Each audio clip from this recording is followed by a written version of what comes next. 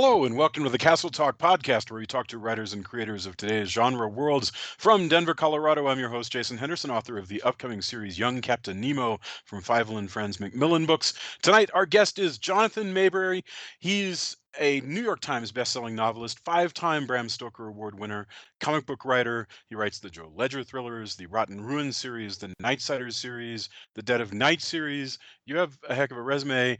There is a lot of anthologies you've edited. You've also done comic books, and you have a podcast. So the podcast is called Three Guys with Beards. Welcome, Jonathan. Thanks for having me on. Oh, I'm excited to talk to you. I've seen your work all over the place, and we've never had a chance to actually talk. So this is a very cool opportunity. The new book is called that we're talking about tonight is called Nights of the Living Dead from St. Martin's Griffin. It's an anthology of original zombie stories that you've edited, and that hmm includes an introductory essay by George Romero, and the whole thing is in homage or in remembrance or whatever. You'll have to tell me about it, to the original 1968 Night of the Living Dead. And there's a lot of people on this: Joe Lansdale, Keith DeCandido, Romero himself does hmm two pieces, both an essay and a story. So tell me how this project came together. Well, I actually reached out to George and asked if he would authorize me to do an anthology, and we had a nice chat on the phone, and he said he'd agree to it under three conditions. One, that he could co-edit it with me, and Uh-huh. sure, that was great. Second is that he could write a short story for it, which again, fantastic. And third, that I would write a short story that would connect my novel Dead of Night to Night of the Living Dead, because George considered Dead of Night to be, as far as he was concerned, the official prequel to Night of the Living Dead. So Really? naturally, I kind of agreed to that pretty easily. So we got that. We came up with a list of who we wanted involved, made some emails, and within, I think, an hour and a half, we had the entire lineup of people, saying yes, yes, yes. And the Wow. stories, this was kind of the thing that I wanted. I wanted the stories to be official canon. So I asked, I said, well, what do we need to do to make sure these stories are acceptable to you as officially part of that world? And he came up with some rules for what his Living Dead world was, and the writers just simply followed those rules. And he read the stories and said, approved each one. Romero approved each one. So those, I want to ask you a little bit about the story that you wrote, because I made sure and read it. The so you had these rules in advance, that hmm this is what's part of the Night of the Living Dead, and so that you're telling. So what that does that mean that in the canon of Night of the Living Dead, that NOTLD doesn't take place in 1968, or has the time moved forward, or what? How does that work? Well, that was a tough question, because even, as he pointed out, even his own movies don't take place in a recognizable timeline, because as far as Hmm. he's concerned, Diary of the Dead takes place on the same night as Night of the Living Dead.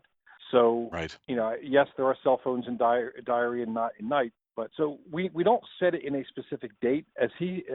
According to him, Night of the Living Dead is tomorrow night, whenever tomorrow night Right. is. Oh, I like And that. that gave us a little creative freedom for that. It's sort of like how Marvel Comics always traditionally says that the Marvel Universe began 8 years ago. Yeah, Whatever, wherever 8 years exactly. ago is, and the rest of it Which is is why just an Franklin Richards illusion. is, yeah, which is why Franklin Richards in the Fantastic Four is still 8 years old. Yeah. Right, right.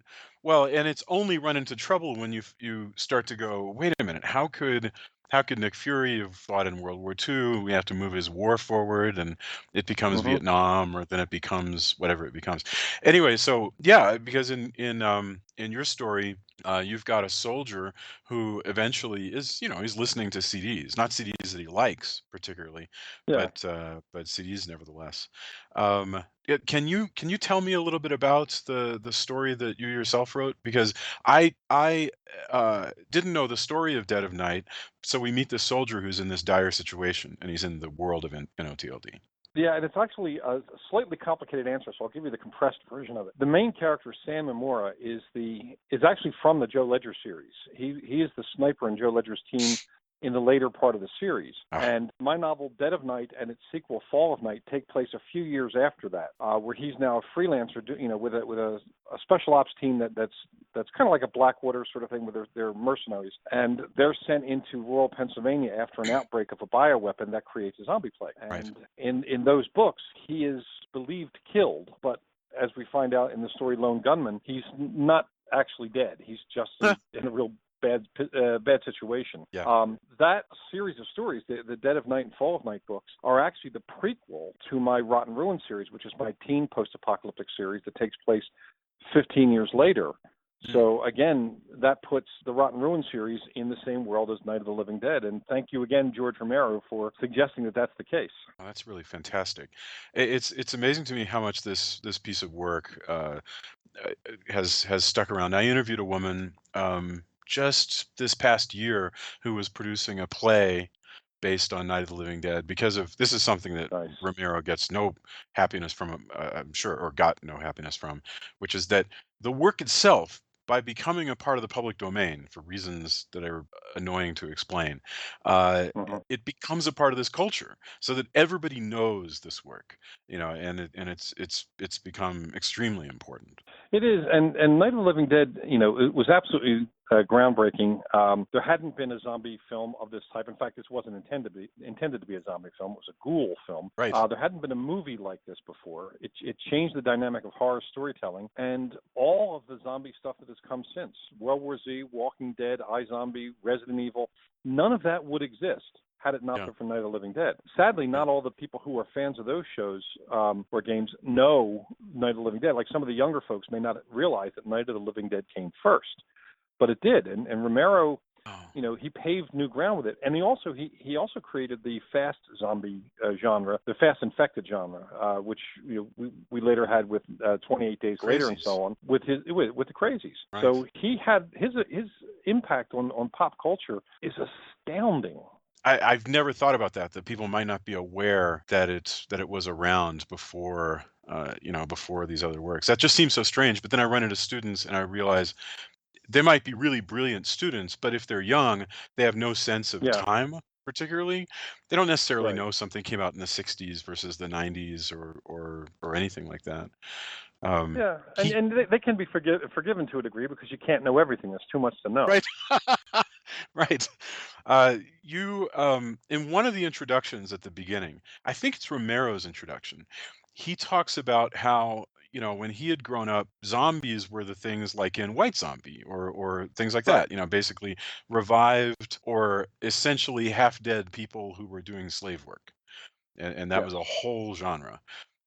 But he came later to embrace the word. This is what I thought was so sort of far-seeing of him, is that when he saw that the culture was embracing the word zombie for what he called ghouls, he was like, I'm not going to fight that. I'm going to go ahead and embrace it. Yeah. He fought it for a while, but it was.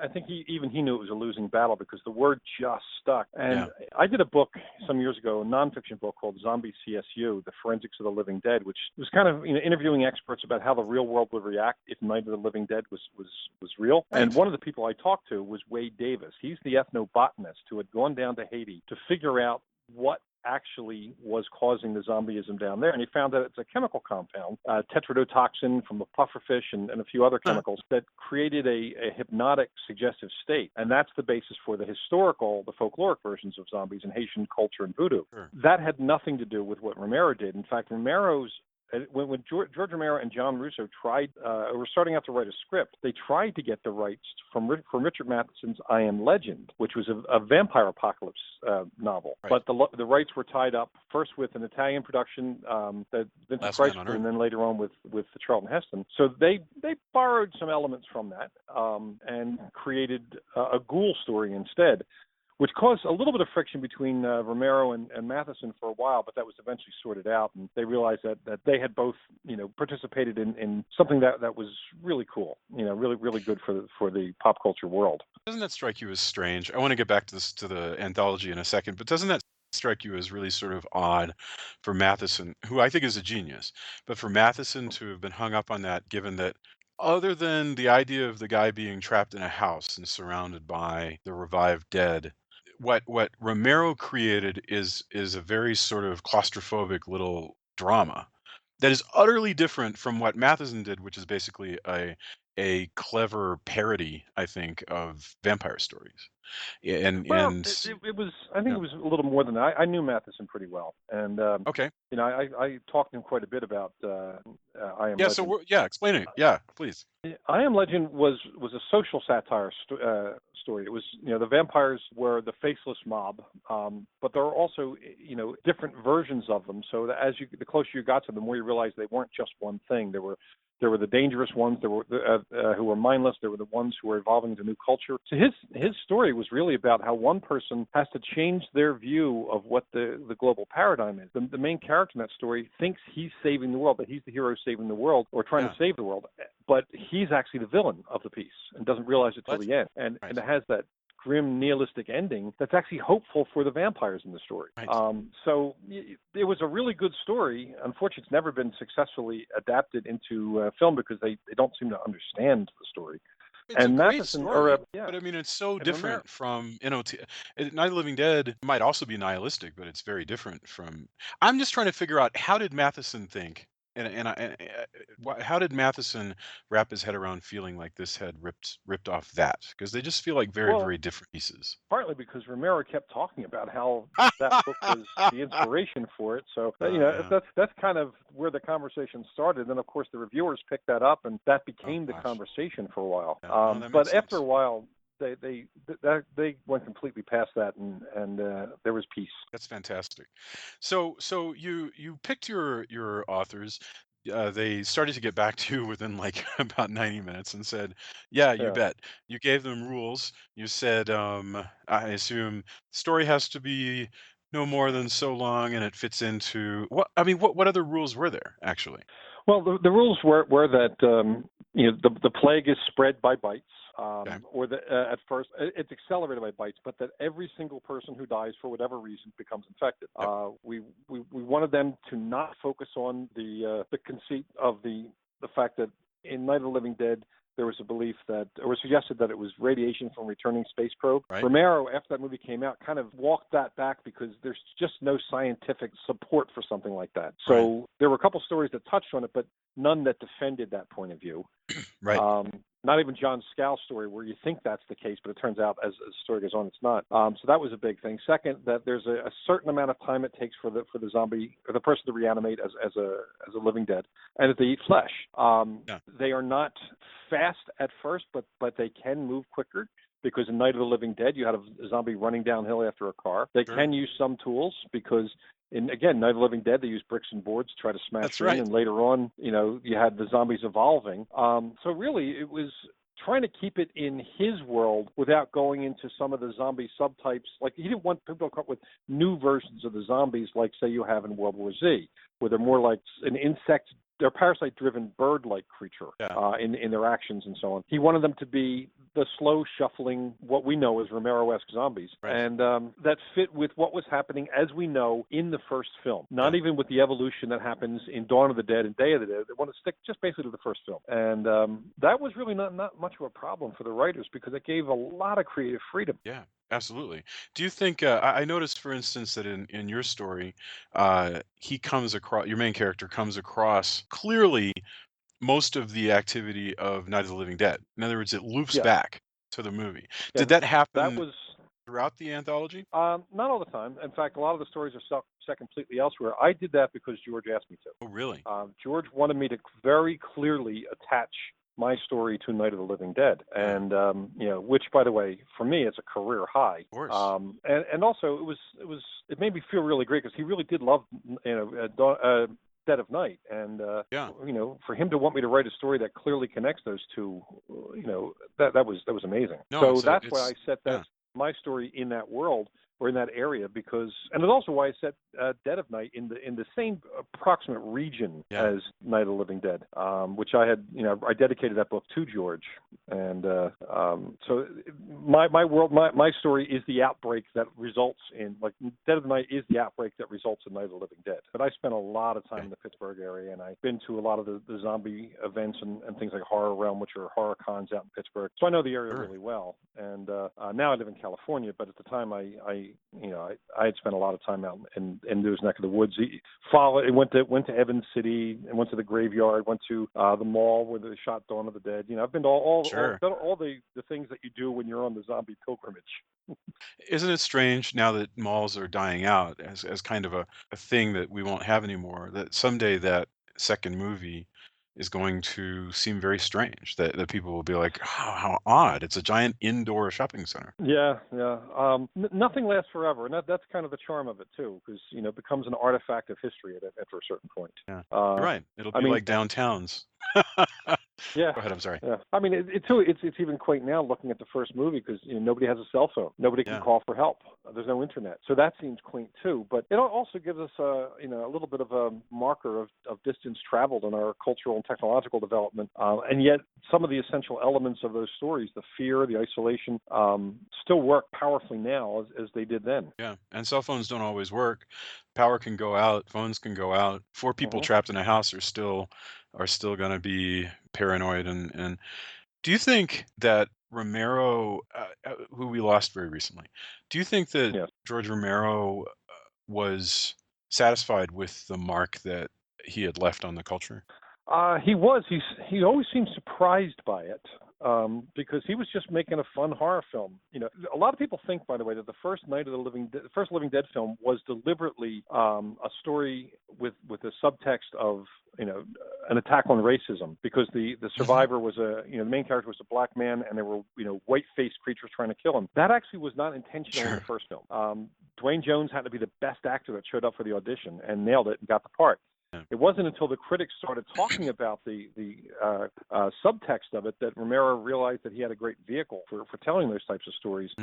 And over time, everything he did after that had a subtext, because he wanted to have the deeper discussion and use his films as a way of doing that. And that opened the door for a lot of storytellers to realize that metaphor and allegory allow a conversation that otherwise people might be uncomfortable having. And so that was a really huge impact. So many of the writers I know in horror cite Romero, and especially his later films, with kind of encouraging them to use the horror as a vehicle to tell a story that's more important. And just kind of like Twilight Zone did the same thing, and even the original Star Trek did a lot of that, where you could use science fiction, fantasy, and horror. Well, sure, good example. I mean, about your own work, your own stories. Do you want to use these horrors to tell something underneath it, or do sometimes you just write an adventure that's just an adventure, or is it both? A little both. Sometimes I do one, sometimes I do the other, sometimes I do both. Dead of Night, actually, I got a chance to use that to explore the mishandling of technology and bioweapons, but also to explore like things like Alzheimer's and dementia. Because we have a character, a subplot in there where we find out that the personality of everyone who becomes a zombie is trapped inside the body. They can't control what the body does, but they're still connected to all five senses. And that's a horrific thing. And while I was writing that, my father-in-law, who was a great guy, was going through dementia, and I saw, this brilliant mind. Sometimes I saw flashes where he'd become aware of how much he was losing of his own abilities, and it was terrifying and heartbreaking. So, I built that into the story. It is not novels aren't always there to preach. Sometimes it's there for you as a writer to explore something, and then the readers who are looking for metaphor can find it, and you can have that conversation. But you don't have to hit everyone over the head with it. You don't have to have a conversation, but it's there if you want to. So it allows for entertainment as well as for those more significant conversations. I want to ask you a question about process before we wrap up, because I know we have to close out in a few minutes. When you're writing a lot, you edit. Yes. You edit other people's work, which takes an enormous amount of time. You're writing your own work, that takes an amount of time. Where do you go to do your work? Do you have an office at home? Do you like to get out? What do you do? Yeah, in fact, I'm sitting right now in my office at home looking out at the Pacific. So yeah, it's a pretty nice view. It's my backyard is the Pacific. So I have a great office at home. But usually in the mornings, I get up and go to a coffee shop or a restaurant. I kind of like the feeling of going to work, so I kind of leave the house in order to set my mind to yes, I'm in work mode. So I work out of the house for about half of the day, and then I come home and write at home the other half of the day, and it shakes out to about 8 or 9 hours a day of work. And I'm a high output writer, so I do my best work when I have to write fast, and I like writing a lot. Some writers love to write slow. Everybody has their own gear. Right now, I'm doing, like last year, I did about 1.25 million words for publication. That's the gear I like. I know people who are faster. I know people who are slower, but it's not a competition. You find the gear that works for you and where you do your best work. But yeah, I approach it as a job. It's my day job, and I go to work. But I'm fortunate that I have a very nice office now, and it doesn't suck. I mean, like Stephen King talks about in his on writing, he talks about how he tries to do his writing first thing so that he at least has it out of the way. He sets a daily word goal, and if he meets that word goal, this he says, who knows, people change their stories, but he says if he meets that word goal in the middle of a paragraph, he'll leave the paragraph and wander off to do other things. Yeah, I doubt Do that's you have true anymore, but yeah. It I've talked probably to is Steve. just I doubt dramatic that. sounding. Yeah. And it makes a great anecdote, but it's probably not true. And maybe it was true one day, and Yeah. But yeah, I try to write about between 2,000 and 4,000 words a day is my goal, and part of that is to meet deadlines, and partly because I'm one of those people that likes to write fast. So That's where you're comfortable hitting it. I find that the stuff I write when I'm short on deadline tends to be better written and better reviewed. So for whatever reason, that's how I'm wired, and because it's how I'm wired, that's how I work. But everyone has their own method. Some people keep a word count. Some people keep a page count. I know some people that use a timer. When the timer goes off, they're done for the day. No matter where they are, they're done. But whatever gets it done for you is the right method. Jonathan Maberry, it's been super exciting talking to you. The new anthology, Peace of the Living Dead, from St. Martin's Griffin. It's a whole lot of stories. It's about 400 pages of some excellent writers, including yourself and including fiction from George Romero. And your website is jonathanmaberry.com. Isn't that right? Yep. And Maberry spelled Maberry. So if you look for jonathanmaberry.com, you'll find me all over the net. Outstanding. Thank you so much for being with us. I really appreciate it. Jason, thanks for having me on. Absolutely. Bye. Bye.